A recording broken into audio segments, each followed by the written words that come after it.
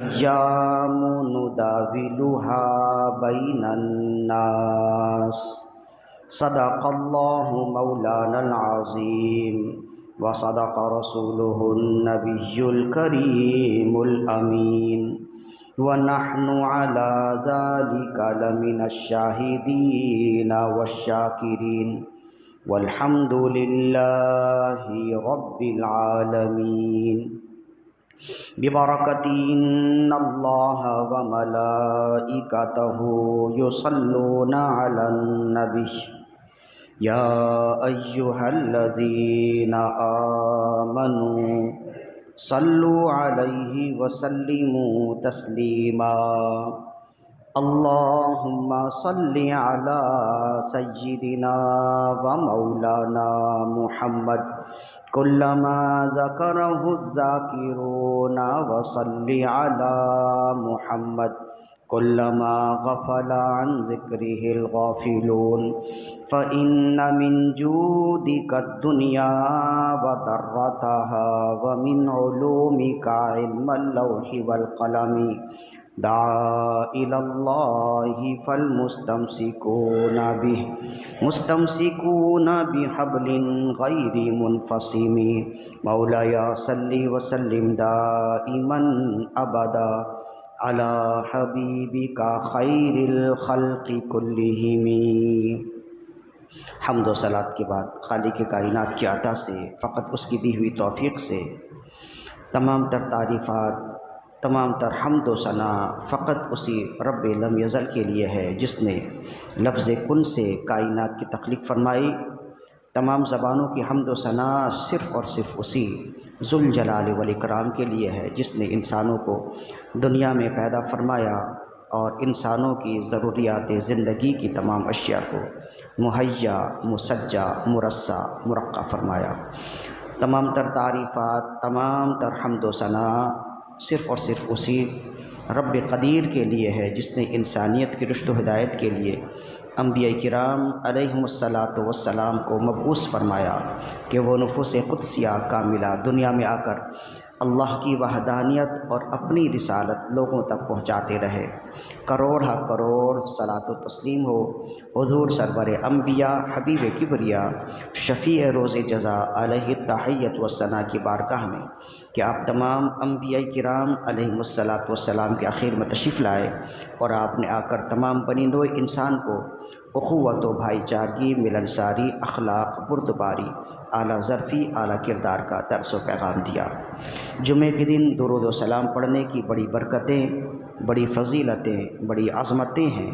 ان تمام تر عظمتوں کو، فضیلتوں کو، برکتوں کو مد نظر رکھتے ہوئے ایک مرتبہ اپنے آقا و مولا صلی اللہ علیہ وسلم کی بارگاہ میں بلند آواز سے انتہائی محبت اور خلوص کے ساتھ درود و سلام کے نذرانے پیش کیجیے. اللہم صلی علی سیدنا و مولانا محمد طب القلوب و دوائها و عافیت الابدان و شفائها و نور الابصار و ضیائها و روح الارواح و غذائها و علی آلہ و اصحابہ و بارک وسلم. اللہ کی دی ہوئی توفیق سے ماہ رمضان کے تقریباً روزے ختم ہوئے، چند مزید روزے ہیں. اللہ کی بارگاہ میں دعا ہے کہ جس طرح اس نے فقط اپنے فضل و کرم سے ماہ رمضان کے روزے، تراویح کی نمازیں، تمام پارے گزار دیے، باقی جو چند روزے، باقی جو پارے ہیں، بلکہ باقی جو چند صورتیں ہیں انہیں بھی آخر تک امن و سلامتی کے ساتھ، صحت و تندرستی کے ساتھ گزار دے. ایک رمضان سے ہم چلے اور چلتے چلتے آج ماہ رمضان المبارک کا آخری جمعہ ہے. اس کو عام طور پر جمعۃ الوداع کہتے ہیں، اور اہل ایمان اس دن میں ایک طرح سے خاص اہتمام کرتے ہیں. اول تو یہ ہے کہ عام طور پر اسے جمعۃ الوداع کہتے ہیں. تو اصل لفظ ہوتا ہے جمعۃ الوداع، واو کے زبر کے ساتھ. جمعۃ الوداع، وداع یہ چھوڑنے کو کہتے ہیں، ترک کرنے کو کہتے ہیں. قرآن مجید میں ہے ودع اذاہم، جو آپ کو اذیت دینے والے ہیں انہیں چھوڑ دیجئے.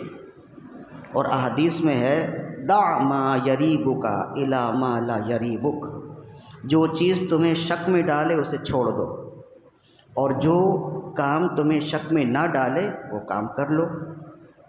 تو دا بھی ودا سے نکلا ہوا لفظ ہے، اس کا معنی ہوتا ہے چھوڑنا۔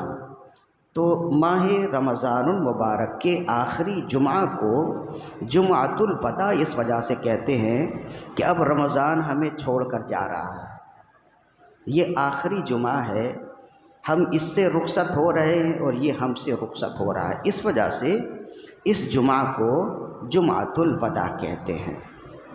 اب اس جمعۃ الوداع یہ اس کی فضیلت کیا ہے تو یہ اچھی طرح یاد رکھیے، جمعۃ الوداع کی ایسی انفرادی کوئی فضیلت نہیں ہے، اس کی وہی فضیلت ہے جو ہر جمعے کی فضیلت ہے۔ بس ایک اس میں خاص بات یہ ہے کہ یہ ماہ رمضان کا جمعہ ہے، اور اب اس جمعے کے بعد دوسرا جمعہ رمضان کا نہیں آئے گا۔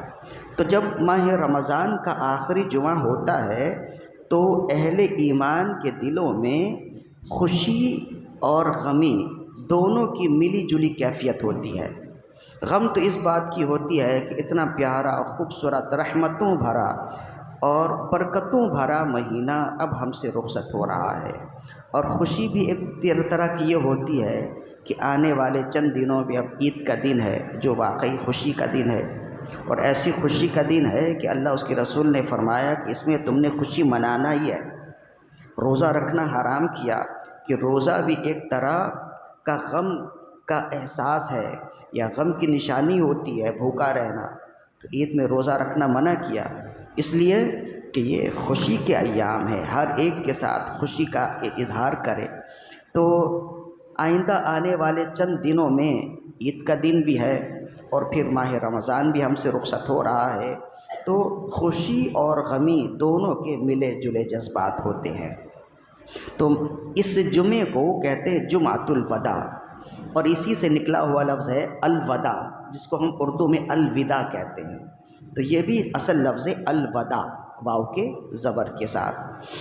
تو یہ آخری جمعہ ہے، اب آخری جمعے میں ہر شخص نے یہی دیکھنا ہے کہ ایک رمضان سے چلے اور یہاں تک پہنچے، جس نے اس مہینے میں اللہ کی بندگی کی، اس مہینے میں اس مہینے کے حقوق ادا کیے، اس کے بھی دن گزر گئے، اور جو اس مہینے میں بھی ناکارہ ہی رہا، نالائق ہی رہا، اس کے دن بھی گزر گئے۔ تو اللہ تعالیٰ نے قرآن مجید میں انہی باتوں کو بتاتے ہوئے ارشاد فرمایا، تلک الایام نداولھا بین الناس، یہ دن ہیں جو ہم لوگوں کے درمیان میں پھیرتے ہیں۔ تو اب دن ہیں ہم لوگوں کے درمیان میں پھرتے ہیں، اس سے کئی معنی مراد لیے علماء نے۔ اس کا ایک معنی تو یہ ہے کہ اللہ نے دنوں کی نشانی بنائی، دن مہینے سال بنائے، ہفتے بنائے۔ اللہ اگر چاہتا تو تمام دن یکساں کر دیتا، تمام دن ایک جیسے ہوتے، کوئی پہچان نہیں ہوتی۔ اللہ اگر چاہتا تو ایسا کر سکتا تھا نا، لیکن اللہ نے ایسا کیوں نہ کیا؟ جعل الشمس ضیاء والقمر نورا وقدرہ منازل لتعلموا عدد السنین والحساب۔ اللہ نے دن مقرر کیے، دنوں کے نام مقرر کیے، مہینوں کی گنتی مکمل کی، سورج کی گنتی الگ کی، وقدرہ منازل، چاند اور سورج دونوں ہیں، اور دونوں کے منازل، دونوں کی منزلیں مکمل کی، چاند کی منزلیں 30 دن اور سورج کی منزل 1 دن، تو یہ مقرر کی۔ تو ان تمام مقرر کرنے میں اللہ کیا چاہتا ہے؟ دنوں کے نام مقرر کیے الگ الگ، لتعلموا عدد السنین والحساب، تاکہ تم سال اور مہینوں کی گنتی معلوم کر سکو۔ اب سب دن ایک جیسے ہی ہوتے تو کون بتاتا آپ کی عمر کتنی ہوئی ہے؟ سب دن ایک جیسے ہوتے تو نہ ماہ رمضان کی کوئی اہمیت معلوم ہوتی، نہ عید کی خوشی کی کوئی فرحت معلوم ہوتی، کچھ بھی تو نہیں ہوتا نا۔ جب سب ایک جیسے ہو جائیں تو پھر کوئی کچھ بھی اسپیشل نہیں ہوتا، کچھ بھی الگ نہیں ہوتا۔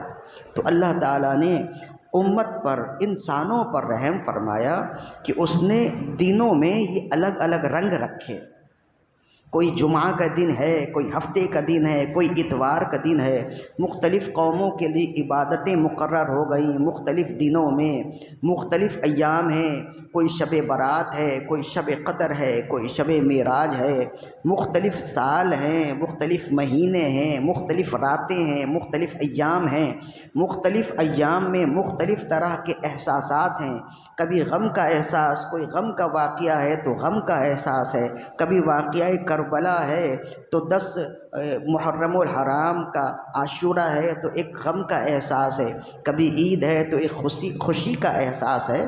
تو یہ تمام احساسات بانٹنے کے لیے اللہ نے دن مقرر کیے اور اسی کو فرمایا وَتِلْكَ الْأَيَّامُ نُدَاوِلُهَا بَيْنَ النَّاسِ کہ ہم نے یہ دن ہے اور یہ دن ہم لوگوں کے درمیان میں پھیرتے رہتے ہیں۔ تو اب بندہ عقل مند وہی ہے جو ان دنوں سے فائدہ اٹھا لے۔ ایک تو ان دنوں کو پھیرنے کا مقصد دنوں کی پہچان ہے اور سالوں کی گنتی ہے اور خوشی کا احساس کرنا یا غمی کے احساس کی پہچان کرنا ہے، ایک تو یہ ہے۔ اور دوسرا یہ ہے کہ وَتِلْكَ الْأَيَّامُ نُدَاوِلُهَا بَيْنَ النَّاسِ کا دوسرا معنی یہ ہے کہ جس طرح ہم نے دن سال مہینے مختلف رکھے ہیں ویسے ہی ہم نے لوگوں کے اندر معمولات بھی مختلف رکھے ہیں۔ کبھی کوئی امیر ہوتا ہے، کبھی کوئی غریب ہوتا ہے، کبھی کوئی صحت مند ہوتا ہے، کبھی کوئی مریض ہوتا ہے، کبھی کوئی زندہ ہوتا ہے، کبھی کوئی مردہ ہوتا ہے۔ تو یہ تلک الایام نداولها بین الناس کا ایک دوسرا رنگ ہے کہ ہم نے یہ دن لوگوں میں یکساں نہیں رکھے، ہر انسان کی کیفیت الگ الگ ہے، ایک جیسی نہیں ہے۔ کوئی بیمار ہے، کوئی مریض ہے، کوئی جوان ہے، کوئی بوڑھا ہے، کوئی مصروف ہے، کوئی فارغ ہے، کوئی زندہ ہے، کوئی مردہ ہے۔ تو فرمائے یہی کیفیت ہم نے بندوں کے اندر رکھے ہیں تاکہ ہر بندہ اپنے سامنے جو دن ہیں، جو ایام کو گزار رہا ہے، ان ایام کو استعمال کر لے۔ جیسے کہ رسول اللہ صلی اللہ علیہ وآلہ وسلم نے ارشاد فرمایا، امام غزالی نے بھی اس کو لکھا کہ جیسے ہی سورج نکلتا ہے تو 2 فرشتے اس سورج کے ساتھ متعین ہوتے ہیں اور زمین والوں کو بآواز بلند کہتے ہیں کہ آج طلوع ہو گیا، اے اللہ کے بندو آج کے دن میں جو اللہ کی فرما برداری کے کام ہے وہ کر لو، آج طلوع ہوا دوبارہ طلوع نہ ہوگا، اور خبردار آج کے دن اچھے ہی کام کرنا، برے کام نہ کرنا۔ اور دوسرا فرشتہ کہتا ہے اے اللہ کے بندو یہ آج کا سورج طلوع ہو گیا، آج تم رب کی کوئی نافرمانی نہ کرنا، ایسا نہ ہو کہ یہ دن تمہارے لیے نہیں بلکہ تمہارے خلاف اللہ کی بارگاہ میں حجت ہو جائے۔ جو کرنا ہے کر لو، یہ آج طلوع ہوا دوبارہ طلوع نہ ہوگا۔ تو امام غزالی فرماتے ہیں کہ جن و انس کے علاوہ یہ آوازیں ہر ایک چیز سنتی ہے، ہر مخلوق سنتی ہے۔ ہم سنتے نہیں اس لیے کہ ہم گھبرا جائیں گے، ہم مبہوت ہو جائیں گے اس وجہ سے، ورنہ مانتے ہم بھی ہیں کہ بے شک ایسا ہی ہے، یہ جو دن آج ہمارے درمیان میں اب دوبارہ نہیں آئے گا۔ کسی کو معلوم نہیں ہے، اگر دوبارہ یہ اگلے سال آ بھی گیا تو یہ جذبات نہیں ہوں گے، یہ کیفیت نہیں ہوگی، آپ کی جسمانی کیفیت ایسی نہیں ہوگی، آپ کی مالی حالت ایسی نہیں ہوگی۔ تو اسی وجہ سے رسول اللہ صلی اللہ علیہ وسلم نے ارشاد فرمایا کہ عقل مند انسان وہ ہوتا ہے جو ان ایام کو استعمال کر لے، ورنہ یہ ایام برف کی طرح ہیں، جتنی جلدی استعمال کر لیں آپ کو فائدہ ہوگا، ورنہ برف نے تو گھلنا ہی ہے۔ ہو رہی ہے عمر مثل برف کم، چپکے رفتہ رفتہ دم بدم، سانس ہے ایک رہبرے ملک عدم، دفعتاً یک بارگی جائے گی تھم، ایک دن مرنا ہے آخر موت ہے، کر لے جو کرنا ہے آخر موت ہے۔ تو اب دیکھیں کہ ایک رمضان آیا اور اہل ایمان اس کا روزہ رکھتے رہے اور اب یہاں تک پہنچ گئے، تو اب یہ دن دوبارہ تو نہیں آئیں گے نا۔ تو جس نے ماہ رمضان کا روزہ رکھ لیا، تراویح کی نماز پڑھ لی، قرآن مجید پڑھنے سننے کا اہتمام رکھا، اس نے اپنے دن کیش کر لیے۔ اور جو ان دنوں میں غافل رہا، آج نہیں کل رکھیں گے، کل نہیں پرسوں رکھیں گے، تو اس کے دن بھی گزر گئے، لیکن اس نے ان دنوں کو اپنے خلاف حجت بنا دیا۔ اب یہ ماہ رمضان جب رب کی بارگاہ میں پہنچے گا تو جس نے قدر کی ہے اس کی شفاعت کرے گا، اور جس نے بے قدری کی ہے اس کی رب کے بارگاہ میں شکایت کرے گا۔ تو دن تو دونوں کی گزر گئے نا۔ اسی وجہ سے رسول اللہ صلی اللہ علیہ وآلہ وسلم نے ارشاد فرمایا، حضرت عمر بن میمون رضی اللہ عنہ روایت کرتے ہیں کہ رسول اللہ صلی اللہ علیہ وآلہ وسلم نے ارشاد فرمایا، آپ اپنے ایک صحابی کو نصیحت کرتے ہوئے ارشاد فرما رہے تھے، قال رسول اللہ صلی اللہ علیہ وسلم لرجل وهو یعظہ، رسول اللہ صلی اللہ علیہ وسلم ایک شخص کو نصیحت کرتے ہوئے فرما رہے تھے، اغتنم خمسا قبل خمس، 5 چیزوں کو 5 چیزوں سے پہلے غنیمت جانو، ورنہ یہ چیزیں گزر ہی جائیں گی، تم ہاتھ ملتے رہ جاؤ گے۔ شبابک قبل حرمک، اپنی جوانی کو اپنے بڑھاپے سے پہلے غنیمت جانو، ورنہ بڑھاپے میں آ کے زمین میں سجدہ کرنے کا دل جو چاہے گا لیکن زمین میں سجدہ نہیں کر پاؤ گے، پیٹھ سیدھی کر کے سجدہ کرنے کا جی تو چاہے گا لیکن پیٹھ سیدھی نہیں کر سکو گے، گھٹنوں میں درد ہوگا، صحیح طور پر اتحیات میں بیٹھنے کی طاقت نہیں ہوگی۔ تو جو کرنا ہے جوانی میں کر لو، ورنہ بڑھاپے میں سجدوں کی وہ لذت نہیں ہے جو جوانی کی لذت ہے۔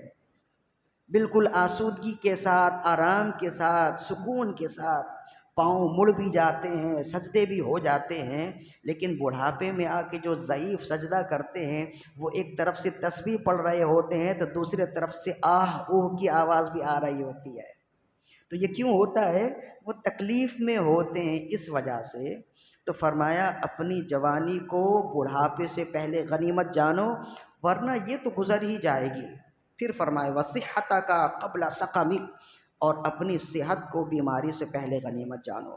جو بیمار ہوتا ہے نا، پھر وہ رب سے دعا کرتا ہے کہ یا اللہ مجھے ٹھیک کر دے، میں اب تیری بندگی کروں گا، لیکن پھر وہ جب ٹھیک ہو جاتا ہے پھر سرکشی میں لگ جاتا ہے۔ فرمایا ایسا نہ ہو خدا نہ خواستہ بیمار ہو تو بیمار ہی بن جاؤ۔ لہذا جب رب نے صحت دی ہے تو پھر اس صحت کا لحاظ کرو، اور بیماری کے ایام سے پہلے اس صحت کو غنیمت جانو۔ بہت سے ایسے ہیں واقعی جو بیمار ہیں، ماہ رمضان کا روزہ رکھنا بھی چاہتے ہیں، لیکن ان کی تکلیف ایسی ہوتی ہے، ان کی بیماری ایسی ہوتی ہے کہ وہ پھر رکھ نہیں پاتے۔ کوئی شوگر کا مریض ہے، کوئی دل کا مریض ہے، تو واقعی بسا اوقات ایسا ہوتا ہے کہ وہ روزے رکھنے سے قاصر ہے، لیکن وہ چاہتا ہے کہ روزہ رکھ لے، تو پھر وہ اپنی صحت کے ایام کو یاد کرتا ہے کہ ایک وقت تھا کہ میں کس قدر آرام سے روزہ رکھ لیتا تھا، بغیر سحری کے بھی روزہ رکھ لیتا تھا، نمازیں بھی پڑھ لیتا تھا، سارے اعمال آسودگی کے ساتھ آسانی کے ساتھ کر لیتا تھا، اب وہ وقت نہیں ہے۔ تو اس وقت کے آنے سے پہلے اس وقت کو غنیمت جانے، اور اپنی صحت کو بیماری سے پہلے غنیمت جانو۔ پھر فرمایا وَغِنَاكَ قَبْلَ فَقْرِكَ، اور اپنی دولت کو اپنی فقیری سے پہلے غنیمت جانو۔ پھر فرمایا وَفَرَاغَ قَبْلَ شُغْلِكَ، اور اپنی فراغت کو اپنی مصروفیات اور مشغولیت سے پہلے غنیمت جانو۔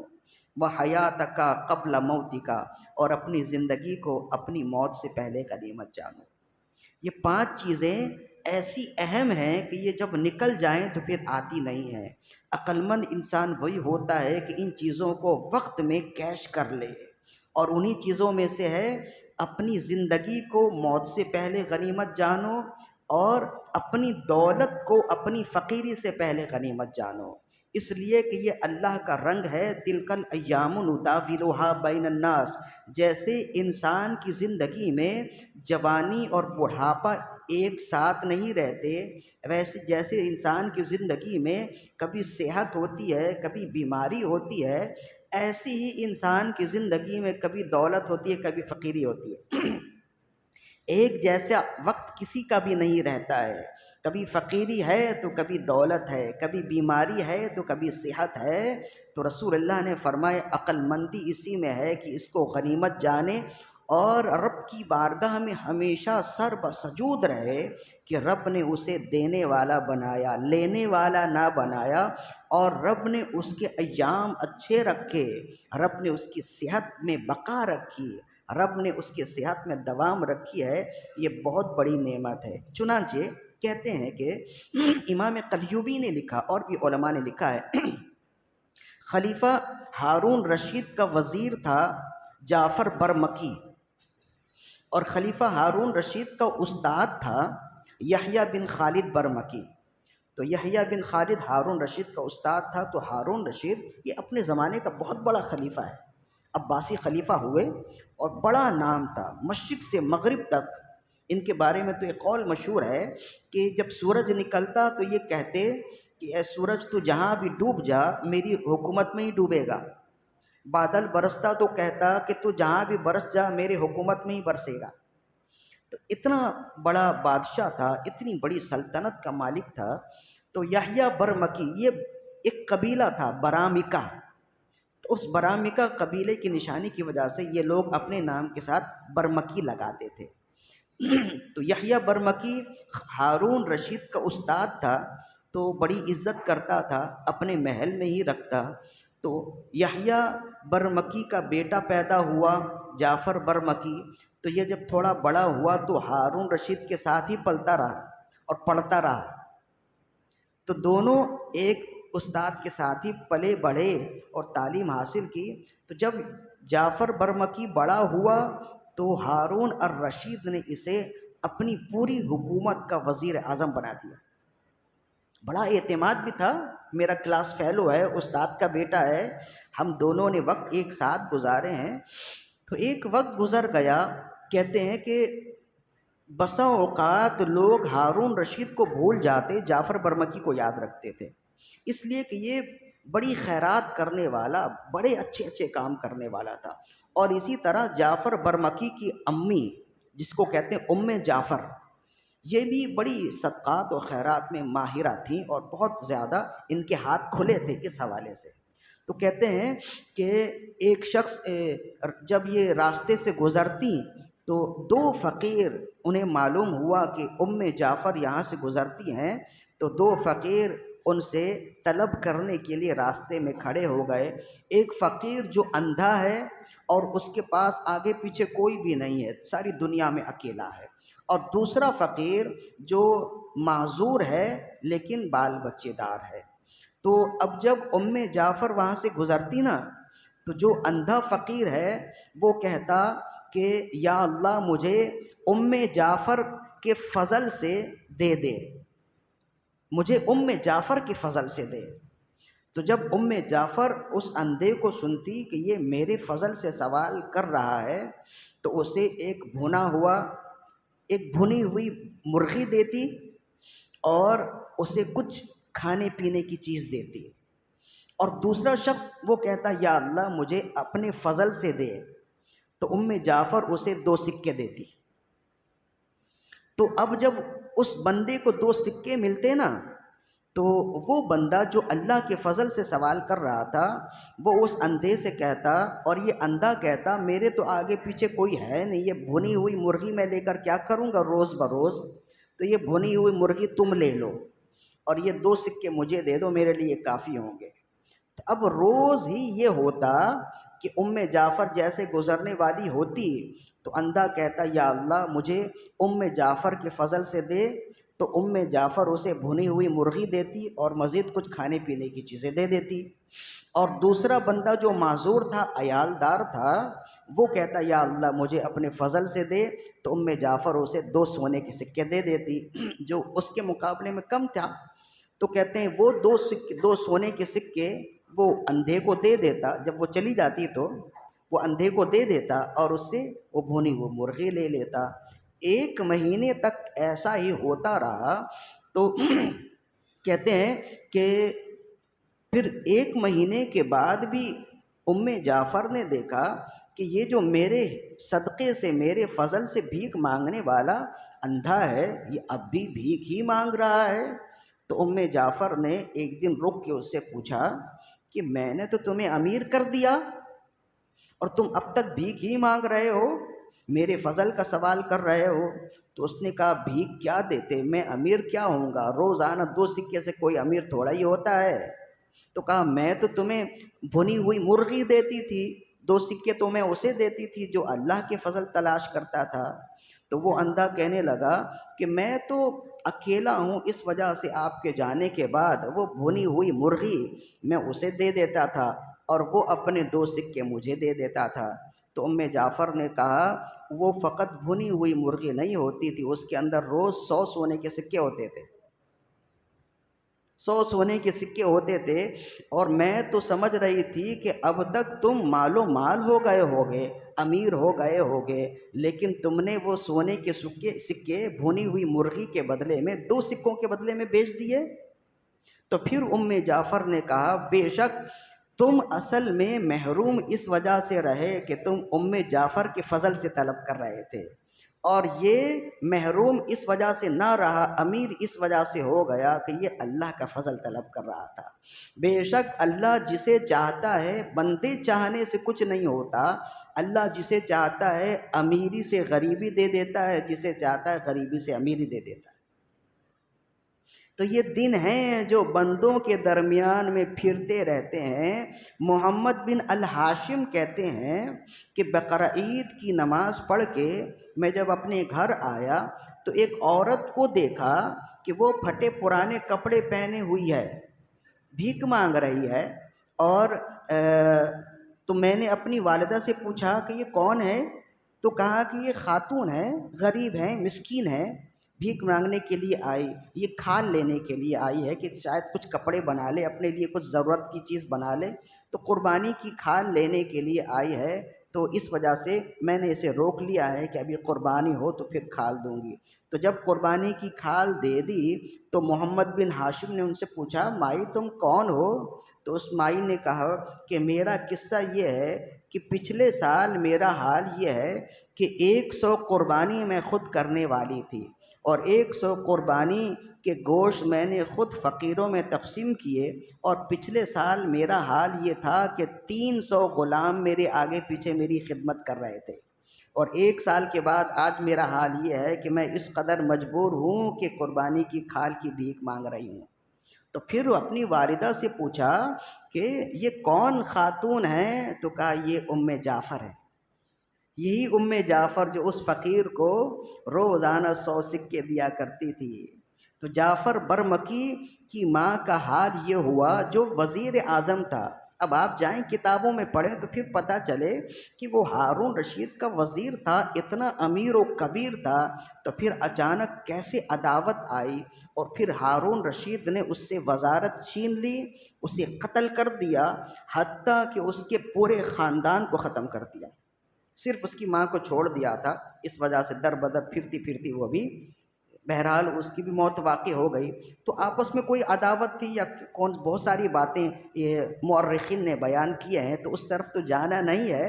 تو بہرحال بتانا یہ ہے کہ اگر اللہ نے آپ کی جیب بھری ہے تو اس سے کچھ کر جائیے، اس سے اللہ کی راہ میں دے دیجئے، اس لیے کہ دن ایک جیسے نہیں رہتے ہیں۔ 1 سال پہلے وہ 100 بکروں کی قربانی کر کے گوشت بانٹ رہی تھی، اور 1 سال کے بعد وہ کھال کے لیے بھیک مانگ رہی ہے۔ تو یہ ایک عبرت کی بات ہے، یہ عبرت کی جا ہے، تماشا نہیں ہے، اور یہ بتانے کی بات ہے کہ جو وقت گزر گیا وہ دوبارہ نہیں آتا۔ عقل مند انسان وہ ہوتا ہے کہ اپنی صحت کو بیماری سے پہلے غنیمت جانے، اپنی دولت کو فقیری سے پہلے غنیمت جانے۔ تو جب تک ہو سکے، جہاں تک ہو سکے، ممکن ہو سکے، اپنے لیے بھی خرچ کریں، اولاد کے لیے بھی خرچ کریں، اللہ کی راہ میں ضرور خرچ کریں، تاکہ کسی کی دعا آپ کو لگ جائے تو آپ کی امیری امیری ہی رہے، غریبی نہ ہو، اس لیے کہ اوپر والا ہاتھ نیچے والے ہاتھ سے اچھا رہتا ہے۔ اللہ کی راہ میں دینے کی کوشش کیجئے۔ معاف کیجئے گا، ہم میں سے اکثر، ہر ایک نہیں، اور لیکن اکثر اب ایسے ہو گئے کہ اب ہم کھانے والے ہو گئے، کھلانے والے نہیں ہیں، اب ہم لینے والے ہو گئے، دینے والے نہیں ہوئے۔ حالانکہ اگر ہم دینے والے ہو جائیں تو پھر ہمیں لینے کی ضرورت ہی نہیں پڑے گی۔ یہ جو اللہ کی راہ میں دینا ہے نا، یہ کنویں کے پانی کی طرح ہے، جب تک اس میں سے پانی نکلتا رہے مزید اور پانی آتا رہے گا۔ اسی طرح جب تک آپ اپنی جیب سے اللہ کی راہ میں دیتے رہیں گے، آپ کی جیب میں مزید پیسے آتے رہیں گے۔ جیسے کنویں کا پانی روک دیا جائے نکالنا، پانی خشک ہو جاتا ہے، ایسے ہی اگر آپ نے اپنی جیب سے اللہ کی راہ میں نکالنا ختم کر دیا، آپ کی جیب خشک ہو جائے گی۔ یا جیسے جانور کے تھن ہوتے ہیں، اس میں سے دودھ نکالتے رہیں، نئے دودھ پیدا ہوتے رہتے ہیں، لیکن جہاں آپ نے دودھ نکالنا چھوڑ دیا اور دودھ نہیں آئیں گے۔ ایسے ہی جب تک آپ اللہ کی راہ میں دیتے رہیں گے، جیب میں نئے پیسے پیدا ہوتے رہیں گے۔ جیسے آپ نے اسے روک دیا تو آپ کے پیسے بھی رک جائیں گے۔ یہ زمینی حقائق ہیں، یہ اللہ کی قدرت ہے، اور اللہ انہی قدرتوں کے ساتھ بندوں کے ساتھ اپنے معمولات کرتا ہے۔ ان باتوں کا جو خیال رکھے گا وہ ہر طرح کی ٹھوکروں سے بچا رہے گا، ورنہ یاد رکھیے جو وقت آج ہے وہ آئندہ نہیں ہوگا۔ ابراہیم بن ادھم رحمہ اللہ اور شفیق بلخی، ان دونوں کی ملاقات ہوئی بیت اللہ میں۔ شفیق بلخی بہت بڑے اللہ کے ولی ہیں، لیکن ابراہیم بن ادھم ان سے بھی بہت بڑے اللہ کے ولی ہیں۔ خواجہ صاحب کے پیر و مرشد میں ان کا نام آتا ہے ابراہیم بن ادھم کا۔ تو جو خواجہ صاحب کے پیر و مرشد ہوں گے وہ کیا مقام و مرتبہ ہوگا ان کا۔ تو شفیق بلخی بھی اللہ کے ولی ہیں، لیکن ابراہیم بن ادھم ان سے بڑے اللہ کے ولی ہیں۔ دونوں کی ملاقات ہوئی بیت اللہ میں، ساری دنیا آئی ہوئی ہوتی ہے مختلف جگہوں سے، تو ملاقات ہو ہی جاتی ہے۔ تو ملاقات ہوئی، حال احوال معلوم کیا، تو ابراہیم بن ادھم نے ان سے پوچھا کہ آپ اس راہ میں کیسے آئے، فقیری کی راہ میں کیسے آ گئے، اور آپ نے زہد و تقوی کیوں اختیار کر لیا۔ کہنے لگے میں پہلے بڑا ہی دنیا دار تھا اور دین سے اتنا کوئی لگاؤ نہیں تھا۔ ایک جگہ سفر میں تھا، جنگل میں چلتے ہوئے میں نے دیکھا کہ ایک پرندہ ہے جس کے دونوں پر ٹوٹے ہوئے ہیں لیکن صحت مند لگ رہا ہے، تو میں نے اپنے لوگوں سے کہا تم آگے چلو میں آتا ہوں۔ میں وہیں پرندے کے پاس چھپ کے بیٹھ گیا کہ یہ پرندہ اس کے پر ٹوٹے ہوئے ہیں، اڑ نہیں سکتا، دیکھوں تو صحیح یہ کھانا پینا کہاں سے کھاتا ہے۔ تو کہتے ہیں کہ میں تھوڑی دیر ہی وہاں بیٹھا رہا تو میں نے دیکھا کہ ایک دوسرا پرندہ اپنی چونچ میں ایک کیڑا لے کر آتا ہے اور پر ٹوٹے ہوئے معذور پرندے کے منہ میں ڈالتا ہے، اور وہ کھا لیتا ہے، اسی وجہ سے وہ صحت مند ہے۔ تو حضرت شفیق بلخی رحمہ اللہ نے فرمایا جب میں نے اس معذور پرندے کا یہ حال دیکھا، میرے دل سے آواز آئی تو خواہ خواہ دنیا داری میں لگا ہوا ہے، جو رب اس معذور پرندے کو اس حال میں روزی دیتا ہے کیا وہ تجھ سے بھول جائے گا؟ وہ تجھے بھی روزی دے گا، تو خواہ خواہ دنیا داری کے چکروں میں لگا ہے۔ تو شفیق بلخی کہتے ہیں بس اس معذور پرندے کو دیکھ کر ہی میں اس راہ میں آ گیا اور قرب خاص تک پہنچ گیا۔ حضرت ابراہیم بن ادھم رحمہ اللہ نے فرمایا تم نے معذور پرندے کو دیکھا، اس کھلانے والے پرندے کو نہیں دیکھا؟ فرمایا کہ تم نے معذور پرندہ بننا سوچا، اسی وجہ سے تم شفیق بلخی ہوئے، اگر تم کھلانے والا پرندہ بنتے تو تم ابراہیم بن ادھم ہوتے۔ کیا تم نے رسول اللہ کا فرمان نہیں سنا، ید العلیا خیر من ید السفلی، کہ اوپر والا ہاتھ نیچے والے ہاتھ سے اچھا ہوتا ہے۔ تو کھلانے والا بنیے، اللہ کی راہ میں دینے والے بنیے۔ جب آپ اللہ کی راہ میں خرچ کریں گے رب آپ کو اور دے گا، ورنہ یاد رکھیے تلک الایام نداولھا بین الناس، یہ دن ہیں لوگوں کے درمیان میں پھرتے رہتے ہیں، نہ آپ کا دن ایک جیسا رہے گا نہ کسی دوسرے کا، نہ آپ کا حال ایک جیسا رہے گا نہ کسی دوسرے کا۔ کہ تؤتی الملک من تشاء وتنزع الملک ممن تشاء، رب جسے چاہتا ہے امیری دے دیتا ہے، بادشاہت دے دیتا ہے، جسے چاہتا ہے امیری چھین لیتا ہے، بادشاہت چھین لیتا ہے، وہ ایسا ہی کرتا رہتا ہے۔ کل یوم ہوا فی شان، ہر ایک اس کے لیے الگ کام ہے، وہ کبھی امیر کو غریب کر رہا ہوتا ہے، کبھی غریب کو مالدار کر رہا ہوتا ہے، کبھی صحت مند کو بیمار کر رہا ہوتا ہے، کبھی بیمار کو صحت دے رہا ہوتا ہے۔ تو عقل مندی اسی میں ہے کہ ان ایام کو کیش کیجئے۔ لہذا اب میرا پیغام یہی ہے، اس مہینے میں میرا پیغام یہ جمعۃ الوداع کا آخری، ماہ رمضان المبارک کا آخری جمعہ ہے، میرا پیغام یہی ہے کہ اس مہینے میں خوب خیر خواہی کیجئے، اپنوں کے ساتھ، گھر والوں کے ساتھ، غریبوں کے ساتھ، مسکینوں کے ساتھ، اور یہ نہ سوچئے کہ آپ کی رقم یہ جا رہی ہے، بلکہ یہ سوچئے کہ جب آپ رب کی راہ میں دیں گے، اللہ کی عزت و جلال کی قسم آپ کو اس سے بڑھ کر ملے گا۔ اور یہ ہم نے دیکھا ہے، یہ قرآن مجید کا اصول ہے، قرآن مجید نے بھی بیان کیا۔ اور قرآن مجید نے تو یہاں تک کہا کہ تم جب اپنی جیب سے کسی ضرورت مند کو دو تو یہ نہ دیکھنا کہ تم دے رہے ہو، بلکہ تمہاری جیب میں اس کا حق ہے جو تم اسے حق دے رہے ہو۔ والذین فی اموالہم حق للسائل والمحروم، لوگوں کے مالوں میں محروم اور سائل کے لیے حق ہوتا ہے۔ اسے آپ یوں سمجھ لیجئے کہ ایک جو حرام جانور ہوتے ہیں ان کے بچے بھی پیدا ہوتے ہیں تو ماں دودھ پلاتی ہے نا، تو جتنے بچے ہوتے ہیں اتنی دودھ ہوتا ہے۔ بلی ہو یا کتیا ہو یا کوئی بھی جانور ہو، 8 ہوں 6 بچے ہوں، تو جتنے بچے ہوں گے ماں کے تھن میں اتنا ہی دودھ ہوگا۔ لیکن جو جانور حلال جانور ہیں، گائے ہیں، بکریاں ہیں، 1-2 بچہ ہو اس کے تھن میں بھی دودھ ہوتا ہے، لیکن اس کے بچے وہ دودھ پی کر پھر بھی اس کے تھن میں دودھ بچ جاتا ہے۔ تو وہ کیوں بچتا ہے جانتے ہیں؟ اس وجہ سے بچتا ہے کہ اس دودھ میں ہمارا حق موجود ہے۔ تو اس وجہ سے رب نے اسے اضافی دودھ دیا کہ اس کے بچے دودھ پی کر سیر ہو جاتے ہیں، اس کے باوجود اس کا دودھ باقی ہوتا ہے، اس لیے کہ وہ دودھ ہم نے بھی تو پینا ہوتا ہے، استعمال کرنا ہوتا ہے۔ حرام جانور کے تھن میں اتنے ہی دودھ ہوتے ہیں جتنے وہ بچے پیتے ہیں، اس لیے کہ ان تھنوں میں، ان دودھوں میں ہمارا حق نہیں ہوتا ہے۔ تو یہ قدرت بتاتی ہے کہ آپ کے پاس کھا پی کر اگر بچ گیا تو اس میں غریبوں کا حق موجود ہے۔ حق للسائل والمحروم، دوسروں کا حق موجود ہے، اور اگر آپ سب کچھ ہونے کے باوجود دوسروں کا حق نہیں دیں گے تو آپ اس قدرت کا انکار کرنے والے ہوں گے اور امانت میں خیانت کرنے والے ہوں گے۔ اللہ تعالیٰ سے دعا ہے کہ ہماری آج کی حاضری اپنی بارگاہ میں قبول و مقبول فرمائے۔ وما علینا الا